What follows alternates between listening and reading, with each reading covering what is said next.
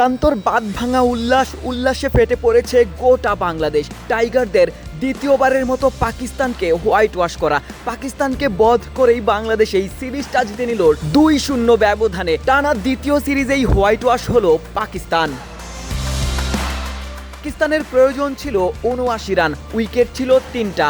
বাংলাদেশ শিবিরে তখনও শঙ্কা, বাংলাদেশ শেষ পর্যন্ত ম্যাচটা জিততে পারবে তো, নাকি রিজওয়ান পাকিস্তানকে শেষ পর্যন্ত জয়ের কিনারায় পৌঁছে দেবেন। তবে শরীফুল এলেন ত্রাতার ভূমিকায়। পাকিস্তানের সব থেকে বড় ভরসা রিজওয়ানকে ক্যাচ আউটের ফাঁদে ফেলে বাংলাদেশকে ম্যাচ জিতিয়ে দিলেন। মূলত রিজওয়ানের আউটের পরই বাংলাদেশ জয়ের সুবাতাস পেতে শুরু করে।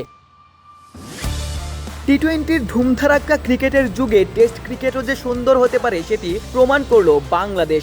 এমন একটি ম্যাচ যেখানে সব কিছুই ছিল রান, ছিল 20 উইকেট তোলার অনুপ্রেরণা, ছিল দুই দলের ক্রিকেটারদের মধ্যে তুমুল উত্তেজনা। এমনকি লিটন রিজওয়ানরা তো কথার লড়াইয়ে মেতেছিলেন। তবে শেষ পর্যন্ত জয়ী হলেন লিটন রায়।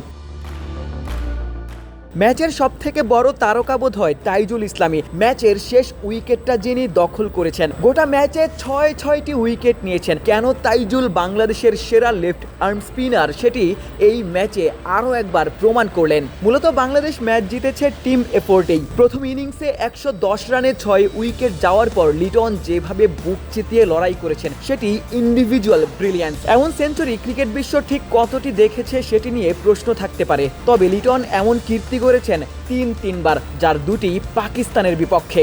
দ্বিতীয় ইনিংসে মুশফিকুর রহিমের কাছ থেকেও এসেছে দারুণ সেঞ্চুরি। ম্যাচ শেষে তিনিও দুহাত শূন্যে ভাসিয়ে উপভোগ করেছেন। বাংলাদেশ টানা দ্বিতীয়বারের মতো পাকিস্তানকে হোয়াইট ওয়াশের লজ্জা দিল।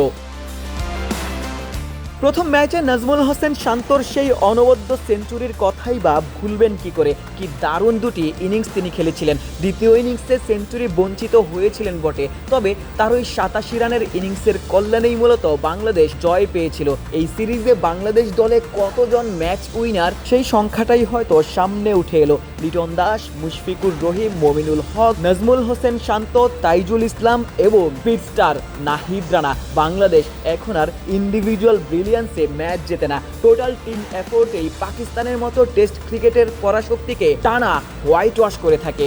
অভিনন্দন টিম টাইগার্স, অভিনন্দন গোটা বাংলাদেশ। আশিক সারোয়ার, নিউজ 24।